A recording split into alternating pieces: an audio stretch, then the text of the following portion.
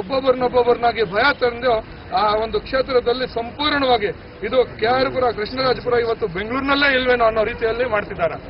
ಈ ರೀತಿ ಮಾಡ್ತಿರ್ತಕ್ಕಂಥದ್ದು ಜೊತೆಯಲ್ಲಿ ಇವತ್ತು ನಮ್ಮ ಒಬ್ಬ ನಿಷ್ಠಾವಂತ ಕಾರ್ಪೊರೇಟರು ದಿನನಿತ್ಯ ಬೆಳಗ್ಗೆ ಎದ್ದು ಜನರ ಸಮಸ್ಯೆಗಳು ಆಲಿಸೋದಕ್ಕೆ ವಾರ್ಡ್ಗಳಲ್ಲಿ ಹೋಗ್ತಿದ್ದಂತವನು ಶೇವಿಂಗ್ ಶಾಪ್ ಹೋಗ್ತಾರೆ, ಅಲ್ಲೇ ಹೊಡಿತಾರೆ, ಸರ್ಕಾರಿ ಕಾಲೇಜ್ ಪಕ್ಕದಲ್ಲಿ ಹೊಡಿತಾರೆ ಅಂದಾಗ ಇನ್ನು ಯಾವ ರೀತಿ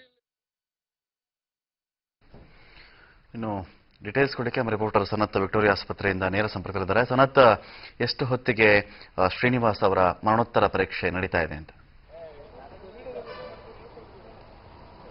ರಮಕಾಂತ್, ಏನಂತ ಹೇಳಿದ್ರೆ ಇವತ್ತು ಬೆಳಗ್ಗೆ ಸುಮಾರು 9:30ರಿಂದ 9:40 ಗಂಟೆ ಸಮಯದಲ್ಲಿ ಈ ಒಂದು ಘಟನೆ ನಡೆದಿರುವಂತದ್ದು. ಏನು KR-ಪುರಂ ಕ್ಷೇತ್ರದ ಏನು ಕಾರ್ಪೊರೇಟರ್ ಆಗಿರುವಂತ ಏನು ಮಂಜುಳಾ ಅವರ ಪತಿಯಾಗಿರುವಂತಹ ಶ್ರೀನಿವಾಸ್ ಅವರು ಏನೊಂದು ಬಾರ್ಬರ್ ಶಾಪ್ ನಲ್ಲಿ ಏನು ಶೇವಿಂಗ್ ಮಾಡ್ತಿರುವಂತಹ ಸಂದರ್ಭದಲ್ಲಿ ಏಕಾಏಕಿ ಬಂದಂತ 5 ಜನರ ತಂಡ ಅವರ ಮೇಲೆ ಹಲ್ಲೆ ಮಾಡಿತ್ತು. ಈಗಾಗಲೇ ಹಲ್ಲೆ ಮಾಡಿ ಏನು ಅವರಿಗೆ ಮಣಿಪಾಲ್ ಆಸ್ಪತ್ರೆಗೆ ಸಾಗಿಸುವ ಸಂದರ್ಭದಲ್ಲಿ ಅವರು ಮೃತಪಟ್ಟಿರುವಂತ ಆ ನಂತರ ಅವರ ಮೃತದೇಹವನ್ನು ಈಗಾಗಲೇ ವಿಕ್ಟೋರಿಯಾ ಆಸ್ಪತ್ರೆಗೆ ಕೂಡ ಕರೆದುಕೊಂಡು ಬಂದಿರುವಂತದ್ದು. ಇಲ್ಲಿ ಈಗಾಗಲೇ ಏನೋ ಕೆಲವೇ ಕ್ಷಣಗಳ ಮುಂಚೆ ಅಷ್ಟೇ ಅವರ ಮರಣೋತ್ತರ ಪರೀಕ್ಷೆ ಮುಗಿದು ಈಗಾಗಲೇ ಅವರ ಮೃತದೇಹವನ್ನು ಮತ್ತೆ KR-ಪುರಂಗೆ ತೆಗೆದುಕೊಂಡು ಹೋಗಲಾಗಿದೆ. ಈಗಾಗಲೇ ಮರಣೋತ್ತರ ಪರೀಕ್ಷೆ ಸಂದರ್ಭದಲ್ಲಿ ವಿಕ್ಟೋರಿಯಾ ಆಸ್ಪತ್ರೆ ಸುತ್ತಮುತ್ತ ಬಿಗಿ ಪೊಲೀಸ್ ಬಂದೋಬಸ್ತನ್ನು ಕೂಡ ಮಾಡಲಾಗಿತ್ತು.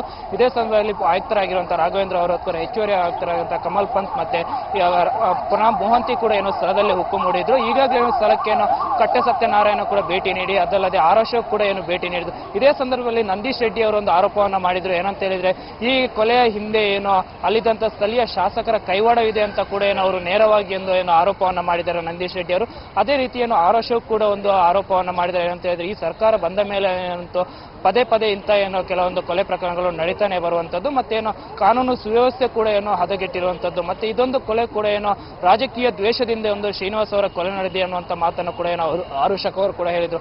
ಇವತ್ತು ಮಾತ್ರ ಅಲ್ಲ, ಇದಕ್ಕಿಂತ ಹಿಂದೆ 2 ಬಾರಿ ಏನು ಶ್ರೀನಿವಾಸ್ ಅವರ ಮೇಲೆ ಒಂದು ಹಲ್ಲೆ ಯತ್ನ ನಡೆದಿರುವಂಥದ್ದು. ಇವತ್ತು ಮತ್ತೆ ಏನೊಂದು ಈ ಒಂದು ಪ್ರಕರಣ ನಡೆದಿರುವಂಥದ್ದು. ಅದಲ್ಲದೆ ಏನೋ ಮಾರಣಾಂತಿಕವಾಗಿ ಒಂದು ಬರ್ಬರವಾದ ರೀತಿಯಲ್ಲಿ ಏನೋ ಅವ್ರನ್ನ ಶೇವಿಂಗ್ ಮಾಡುವಂಥ ಸಂದರ್ಭದಲ್ಲಿ ಏನೋ ಒಳಗಡೆ ನುಗ್ಗಿದಂತ ಏನೋ ದುಷ್ಕರ್ಮಿಗಳು ಏಕಾಏಕಿ ಅವ್ರನ್ನ ಮೇಲೆ ಏನೋ ಲಾಂಗ್ ಮಚ್ಚುಗಳಿಂದ ಏನೋ ಹಲ್ಲೆ ಮಾಡಿ ಅಲ್ಲಿಂದ ಪರಾಗಿದ್ದಾನೆ ಅಂತಾನೆ ಹೇಳ್ಬೋದು. ರಮಕಾಂತ್, ಸನತ್, ಇದೀಗ ಒಂದ್ ಕಡೆಯಲ್ಲಿ ರಾಜಕೀಯವಾಗಿ ಆರೋಪಗಳನ್ನ ಮಾಡಲಾಗ್ತಾ ಇದೆ, ಅನೇಕ ರಾಜಕೀಯ ಮುಖಂಡರು ಆರೋಪವನ್ನು ಮಾಡ್ತಾ ಇದ್ದಾರೆ. ಇನ್ನೊಂದು ಕಡೆಯಿಂದ ಅಂತ ಬಂದಾಗ ಇದಕ್ಕೆ ಯಾರು ಕಾರಣ ಅಂತ ಹೇಳಿ ಪೊಲೀಸ್ ಅಧಿಕಾರಿಗಳೇನಾದ್ರೂ ಮಾಹಿತಿ ಕೊಡ್ತಾ ಇದ್ದಾರಾ? ಅವ್ರಿಗೇನೋ ಸುಳಿವು ಸಿಕ್ಕಿದ್ಯಾ ಹೇಗೆ ಅಂತ?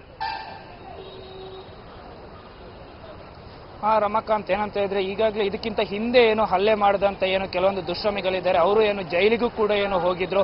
ಕೆಲವೇ ಒಂದು ವಾರದ ಹಿಂದೆ ಅಷ್ಟೇನು ಅವರು ಜಾಮೀನಿನ ಮೇಲೆ ಬಿಡುಗಡೆಯಾಗಿ ಏನೋ ಹೊರಗಡೆ ಬಂದಿದ್ದಾರೆ ಅನ್ನುವಂಥ ಮಾಹಿತಿಗಳು ಕೂಡ ಈಗ ಲಭ್ಯವಾಗ್ತಾ ಇದೆ. ಅದೇ ತಂಡ ಈಗ ಏನು ಮತ್ತೆ ಒಂದು ಈ ಕೃತ್ಯ ಎಸಗಿದೆ ಅಂತಾನೆ ಈಗಾಗಲೇ ಪೊಲೀಸರು ಕೂಡ ಏನೋ ಶಂಕೆಯನ್ನು ವ್ಯಕ್ತಪಡಿಸಿದರೆ, ಇದೇ ಹಾದಿಯಲ್ಲಿ ಈಗ ಪೊಲೀಸರು ಕೂಡ ಒಂದು ತನಿಖೆ ನಡೆಸಿ ಈಗಾಗಲೇ ಏನು ಸುಮಾರು 5 ತಂಡಗಳನ್ನ ಈಗಾಗಲೇ ಪೊಲೀಸರು ರಚನೆ ಮಾಡಿದ್ದು ಈಗಾಗಲೇ ಆರೋಪಿಗಳ ಪತ್ತೆಗೆ ಏನೋ ಬಲೆ ಬೀಸಿದ್ದಾರೆ ಅಂತಾನೆ ಹೇಳ್ಬೋದು. ಮತ್ತೆ ಈಗಾಗಲೇ ಏನೋ ನಂದೀಶ್ ರೆಡ್ಡಿ ಆಗಿರ್ಬೋದು ಅಥವಾ ಏನೋ ಅಶೋಕ್ ಅವರು ಆರೋಪ ಮಾಡ್ತಿರೋ ಪ್ರಕಾರ ಏನೋ ಇಲ್ಲಿಯ ಸ್ಥಳೀಯ ಶಾಸಕರಾಗಿರುವಂತ ಏನೋ ಅವರ ಕೈವಾಡವಿದೆ. ಅಂದ್ರೆ ನಂದೀಶ್ ರೆಡ್ಡಿ ಅವರು ನೇರವಾಗಿ ಆರೋಪ ಮಾಡಿದ್ದಾರೆ. ಏನಂತ ಇದೆ, ಭೈರತಿ ಬಸವರಾಜ್ ಅವರು ಎಂದು ಈ ಒಂದು ಪ್ರಕರಣದಲ್ಲಿ ಏನೋ ನೇರವಾಗಿ ಅಥವಾ ಇವರ ಕೈವಾಡ ಇದೆ ಅಂತ ಕೂಡ ಏನೋ ಒಂದು ಆರೋಪವನ್ನು ಮಾಡಿದೆ. ಮತ್ತೆ KR-ಪುರಂ ಕ್ಷೇತ್ರದಲ್ಲಿ ಬರುವಂತ ಬಹುತೇಕ ಪೊಲೀಸ್ ಠಾಣೆಗಳಲ್ಲಿ ಒಂದು ಇನ್ಸ್ಪೆಕ್ಟರ್ಗಳು ಏನಿದ್ದಾರೆ ಅವರೆಲ್ಲರೂ ಕೂಡ ಏನೋ ಭೈರತಿ ಬಸವರಾಜ್ ಅವರ ನೆಂಟರಾಗಿದ್ದಾರೆ. ಹಂಗಾಗಿ ಭೈರತಿ ಬಸವರಾಜ್ ಅವರು ತಮ್ಮ ಸುಪಸ್ಥಿತಿಯಲ್ಲಿ ಎಲ್ಲ ಅಂದ್ರೆ ಒಟ್ಟಾರೆಯಾಗಿ ಒಂದು KR-ಪುರಂ ಅನ್ನು ತಮ್ಮ ಕೈಯಲ್ಲಿ ಹಿಡಿತದಲ್ಲಿ ಹಿಡಿದುಕೊಂಡಿದ್ದಾರೆ. ಬಿಜೆಪಿ ಅವ್ರನ್ನ ಏನೋ ಅಥವಾ ಬೇರೆ